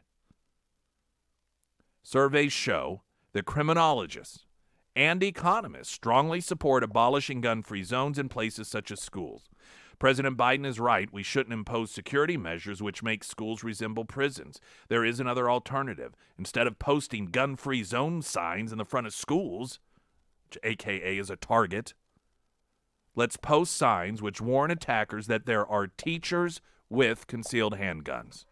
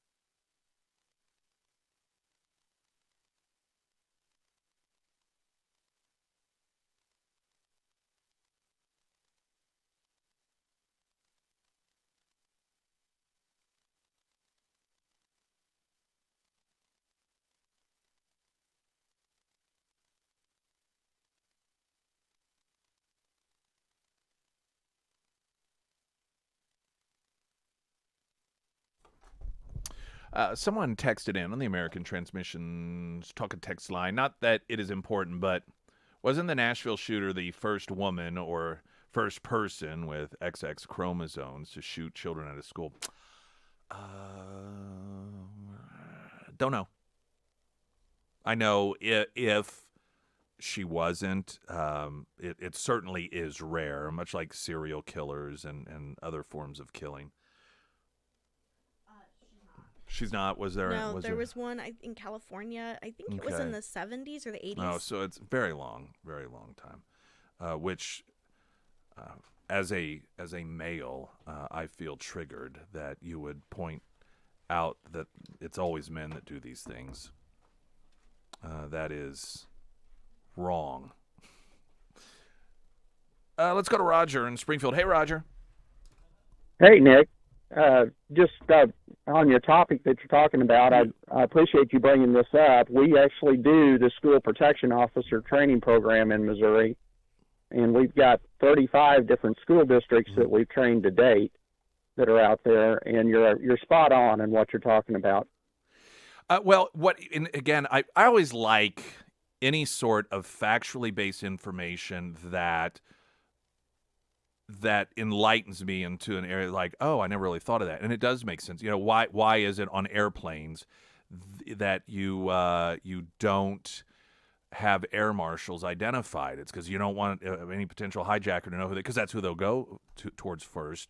And I do think that if it's the difference between having no one armed versus having an identifiable armed person there, it's probably better to have an identifiable armed person there. But those who miss this piece, and it's in townhall.com, it was written up about that. That's really not the direction to go because that's an identifiable person. That's who they may target first, or at least try to avoid or they'll watch them do their rounds and they can evade them. But if it is a location that is known that somebody, at least one person in there has a firearm, and you have no idea who it is, and your goal is to kill as many people as possible, you're going to find a different location.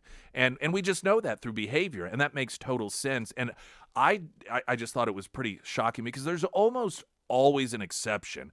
But the fact that of the 20 states that allow teachers to carry and the thousands, all of the people, we hear about all the mass shootings, never once has a student been shot or killed or injured or anyone in a school that allows the teachers or administrators to carry concealed weapons. 100% of them have happened in schools that don't. And that to me is a remarkable statistic. Well, what we know is that 85% of the time the shooter is either a current or a former student, and they usually extensively plan these events. So they know, I'm a big advocate for target hardening, but if you put all of your security eggs in a target hardening basket, that's a failed strategy because they know how they're going to get in. They have planned this thing out sometimes for up to a year. And what we do know is that the response time, I'm a retired Springfield cop. I was the academy director at Springfield when I retired, and our response time, average response time to a priority one call at that time was 7 minutes. Well, these events, 70% of them are over in 5 minutes or less. And so that tells me that if you don't have an immediate responder that is intervention capable inside that building, when the attack starts, they're going to be able to walk around for 7, and like the case in Nashville, 14 minutes before police get there. I mean, that was a great response by the law enforcement, but it was 14 minutes after the event. Well, and what also kills me, those who have a different perspective than I do on this, and they're like, introducing more guns isn't the answer. The answer is to call 911 and have people come who have guns. So their answer is gun. It is more guns. That's why they call 911 is to have police show up. It's just their version. There's a lot more. Their approach gives the killer a lot more time to kill. I do wonder if there's ever. This is another interesting aspect of this. If there's ever been a school shooting in which there was no connection between the school and the individual. Like I said, there's almost always an exception, but yeah, it's generally somebody that did go there, has a family that they're in some way familiar with the facility. Hey, thanks for calling in. I appreciate your insight on it. Yes, thank you. All right, have a good one. Springfield's Talk 1041. I'm Nick Reed.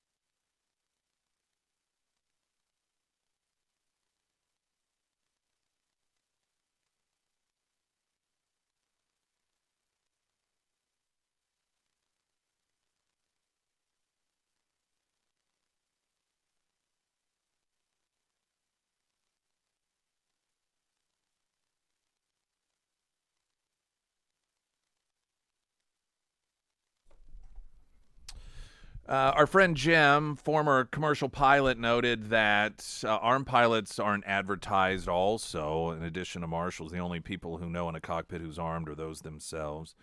We were talking about female shooters, and there was one in the 70s, and I had no idea. You were telling me because you're kind of weird and into killers and stuff. I'm into killers and stuff. But evidently a number of people know this because we even had a text that there was this song. I guess I would know this song if I heard it. It's called I Don't Like Mondays, and that was based off of that female, that San Diego shooter who Brenda Spencer, I guess was her name, and when she was asked why she did it, she said, I don't like Mondays. And that song, I guess, was written based off of that. Yeah, I'll have to pull it up. I know you would know it if you heard it. I think it's by the Boomtown Rats or something like that. Yeah, I'm really bad with songs. You'd know it if you heard it. Songs are like faces to me. I recognize them, but then like, oh, what's your name? What's the title? Who did it? I don't know. So now I'll have to look it up. I wanted to play audio. I just think this is so funny. All right, so a couple of weeks ago, you remember the deal with Marjorie Taylor Greene and Swalwell on the committee. Swalwell is the former Democratic presidential candidate who, among other brilliant moves, got snared by a Chinese spy. And, I mean, she like, milked him for Lord knows how much info. And he was having an affair with her until it was revealed she was a spy, and then she ghosted him. But Democrats still kept him on an intelligence committee, because why not? And so I don't even remember what the subject matter was. I know he was questioning Mayorkas, and I don't know, he was trying to slam Republicans. And Marjorie Taylor Greene was like, well, that's pretty interesting information for somebody that was having sex with a Chinese spy. and they just, the Democrats lost it and demanded to be stricken from the record. And the chairman asked, would the lady from Georgia, Congresswoman from Georgia, like to retract your comment? She goes, no, I would not. I mean, it was over. So listen to this. All right. There is testimony about child sex trafficking going on before a committee that he's on. And there is a witness that's talking about this issue, which we're learning that essentially the our U.S. government is acting as a go-between between the sex trafficking cartel and helping deliver kids to the pedophiles. That's what the Biden administration is doing. And there was a whistleblower that testified to this fact. Unfortunately, a lot of people don't seem to care. The administration, they're part of it. They're doing it. And Swalwell, when it comes his time to question the woman, instead of concerning him or any questions about children victims of sex trafficking, he starts grilling her because she was in Washington, D.C. on January 6th. Now, she wasn't at the Capitol or anything, but anyway. So there's a guy by the name of, I don't know this guy. Let's see, what's his name?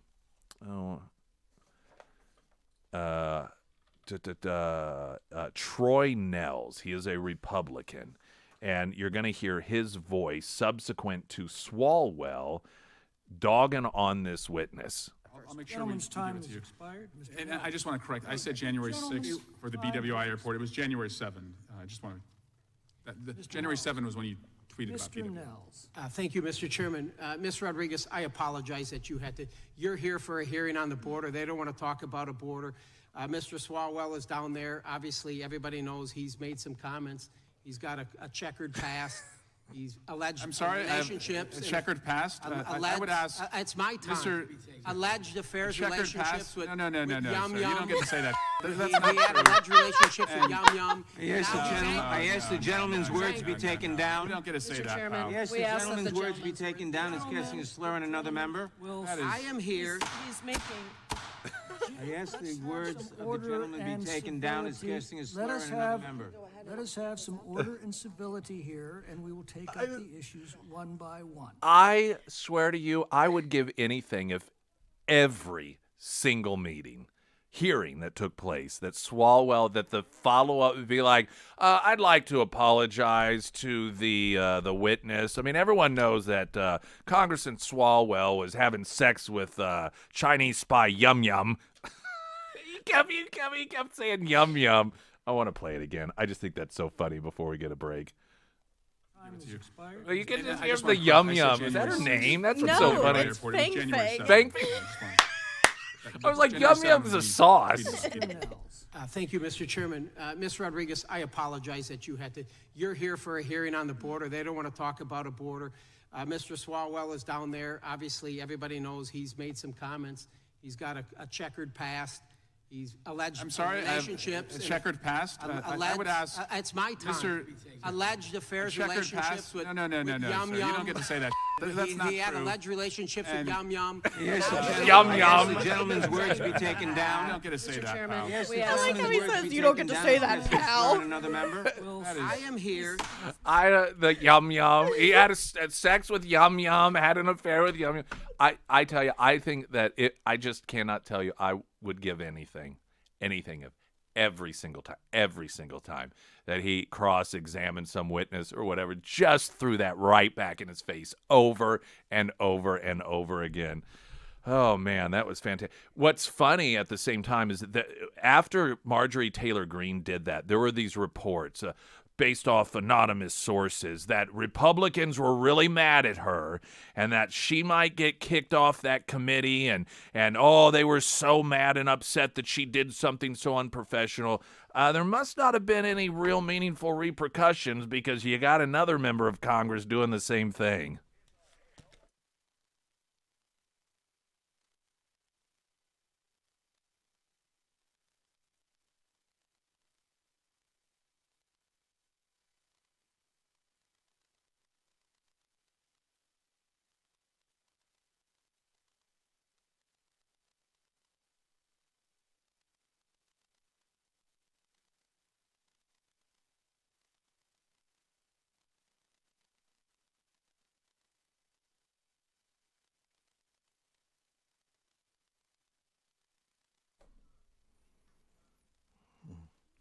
Emily Johnson, House Theory Realty, for all of your... I think that does tomorrow.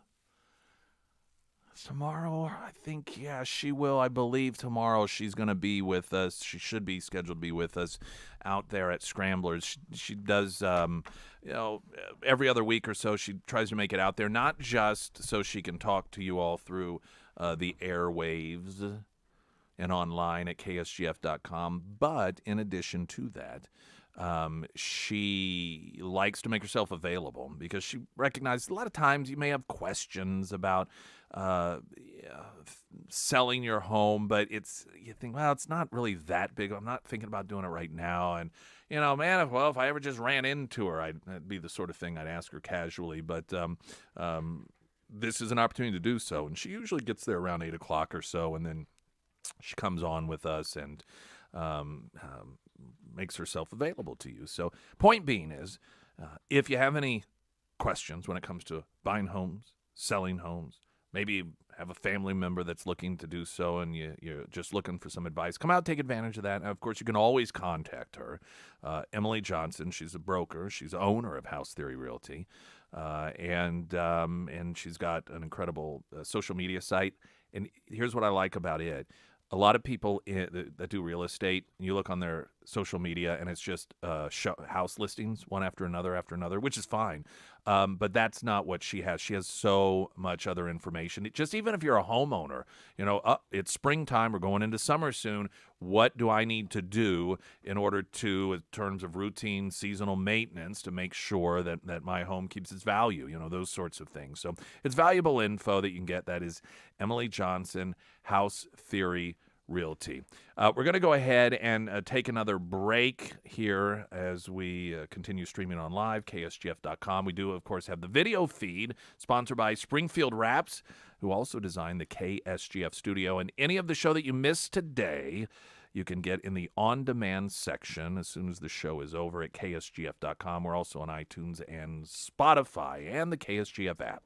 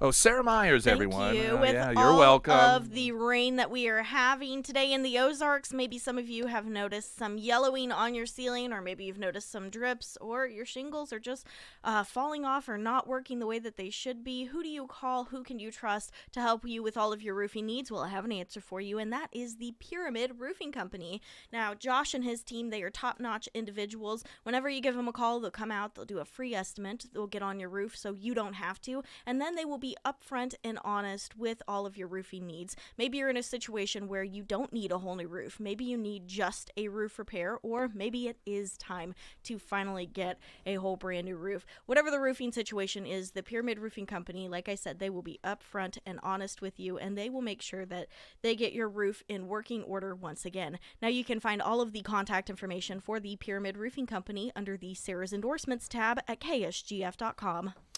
All right. Just a couple of weeks ago, we had Caitlin in talk about Springfield Symphony, and along with her today is Jennifer. It's the full, so we're unveiling the entire season, so it takes two. Yes. Because it's a lot. It is. All right, so this is this is always an exciting time of the year. You guys do a big unveiling. This happened last night. So get us updated here about the upcoming season. Well, yeah, we had our unveiling last night over at BMW Springfield, and Kyle, our amazing conductor, revealed what's going to go down next season.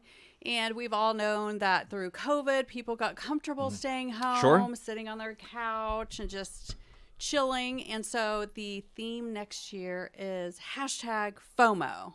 Fear of missing out. Yeah, the first time I ever heard FOMO was years ago from my wife. She used it, and I'm like, what is she talking about?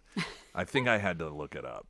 But fear of missing out, FOMO. Yes. So the consistent theme throughout the season is you want to be in Hammond's Hall to make sure that you don't miss anything, because there's going to be a particular element of every performance that will have something you have to be there to experience. You know, some of this is your own doing, because you all did not simply mail it in with providing an on-air or an online version of it. I mean, it was so well done and so well produced. You shouldn't have done that. You made it too good. You made it too good. No, this is a great way to do it. It's incentive, you know. I mean, to get out, and then you're gonna. There's a certain component to the productions that you will only be able to experience by actually being there. Exactly. I like that. Yeah. So we're super excited for the season, and then that season starts on September 16th. That's our opening night.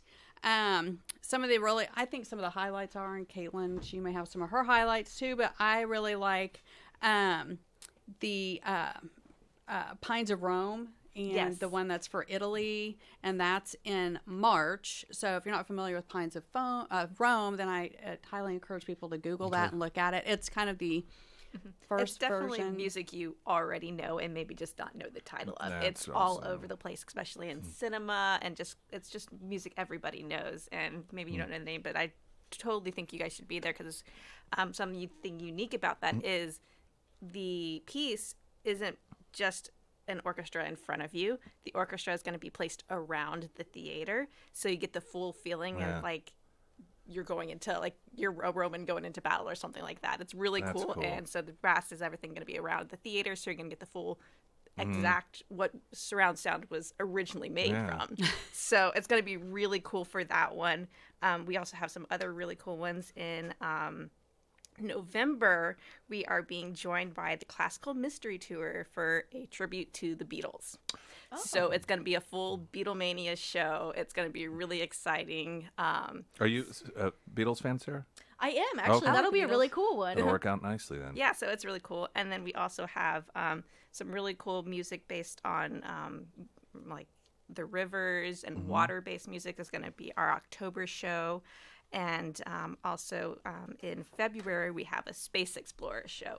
So it's all going to be music based on, The planets. Yeah, the by planets. Holst is going to be really cool. And as well as Kyle is an astro photographer as well. So I did we're not going to know be, that. it's a really cool little unknown fact about him. So we are actually going to be using his photography and kind of projecting it and kind of making it into almost like a planetarium kind of That's cool. expression. I had So no something idea. really cool that's going to be at every single event that's going to just make an immersive experience that you're not going to get if you're not there.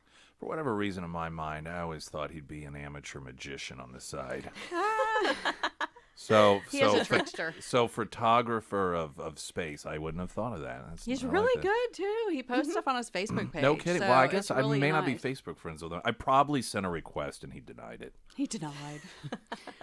which is fair. But we're really excited about the season, and we've got early bird renewals are going on right now for current season ticket holders, and that other renewals will open up or requests after that. But we have a couple other things we're going to be doing. We're going to be doing the Ozark Mountain Daredevils collaboration again with the Springfield Symphony. Oh, that was a big deal last time It was a big around. deal, and we're going to be doing it at the mansion in Branson. So we're excited about that. Oh, that's a big announcement. Yeah. When is that? August 19th. Okay, so not too terribly far away. Not too terribly far away. And we're going to announce when tickets go on sale for that one here in the next couple of weeks. And then we're going to be doing our Christmas show in Branson as well. We're going to take that down on the Sunday afterwards. So Same theater? At the mansion, yeah. At the mansion? Yeah. Okay, very interesting. Because is it larger capacity? Is it just more conducive to to those particular shows? Yeah, they have a really good sound system. They've Okay. redone that whole theater, so the sound and everything inside that theater is just amazing. So, we work with them anyway because we have some of our players will go down and do some recording with. They do a lot of recording there for movies and film and stuff. So Cool. they do that, and then we did the Ozark Mountain Symphony last season with them. That was on National Public TV. So, Right. Yeah, and that was really Very cool. cool. Yeah. When it comes to season, are they called season pass, season tickets? What do you call them? Season tickets. Season tickets. How does that work? Is that do you have set seats, or do you get first come when it comes to seat choices? Because I know a lot of our listeners, they may go here and there, but they don't necessarily do the season ticket thing. How does that work? So season tickets are, yes, you can do a full season, which includes all nine concerts. Then we have Pops, which is just 3. And then we have our classic series, which is 6. So you can pick which series you want to do. And you do have your own seat for the whole season. Okay. And we've had people that have had their season tickets in the same seat since the hall opened. You know, every year they renew and they're like, I want my same seat. And we're like, you can have that. And, you know, you can. We also encourage people sometimes to just, if they're doing single tickets, to go and kind of sit in different areas in the hall so they can see where they want to sit if they want to see I tickets. think that one of the things I like about that hall is anywhere you sit, I think is, at least everywhere I've sat in the balcony. I saw, like, I think in the 90s, Les Mis, it was like there and from the balcony, and I thought this is a really great perspective up here. And then I saw down much closer, Miss Saigon. I don't know, the early aughts or somewhere around there, and those were great seats, and they really is. I mean, where you sit seems good. Yeah, and I mean, with the symphony, it's you see it, but then also hearing it. Yeah. So I think anywhere in the hall, you've got a good seat and a good bird's eye view of what's going on with the players, and it's always fun to watch Kyle do the magic. He's a magician now, Sarah. So he's great, and the hall's good, and we do encourage people to get season tickets because that way it offers them the opportunity to come to every concert, and then if they can't come, then they can share them with their kids or their family. That's what I was just going to ask. If you have them and you can't go, if you can sort of gift it, let someone use your season passes. 100%. Mm-hmm. And a great gift. Exactly. Trying to think of something a little different for the hard to buy person. And we are starting to see like a younger audience come. That's because we're doing stuff so differently. And somebody pointed out last night at the reveal, they said they like how I don't know if Caitlin was standing there, but they said they like how we always have pieces that are familiar to people. And then we also introduce new pieces that may not be so common, so that way people are exposed to new things. So Kyle does a good job on the artistic side. So when will you get all of the information for the upcoming season up on the website? Caitlin? We are aiming to get all that up hopefully this week. We're going to St. Louis this weekend for the ballets, the second half of that performance. Right. So it's a little busy in our office right now, but we will get everything up in the next couple days, hopefully. Well, I can't wait to see all of the shows. I know we just mentioned a couple, but I can't wait to see the full list. See, Sarah was asking that question because as you're speaking, she's looking for those places to put links on our social media to help promote it. And she couldn't find it. See, I know what's going on over there.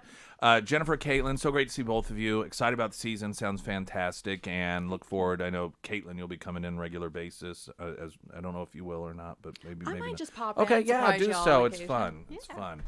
All right. Well, thank you so very much. Thanks it's always for fantastic. you. Don't forget, everyone, tomorrow we will be broadcasting live from Scramblers. It is a Heroes Breakfast, free breakfast for veterans while we are out there from 6 a to 9 a. We'll see you then. Glenn Beck is coming up next. I'm Nick Reed.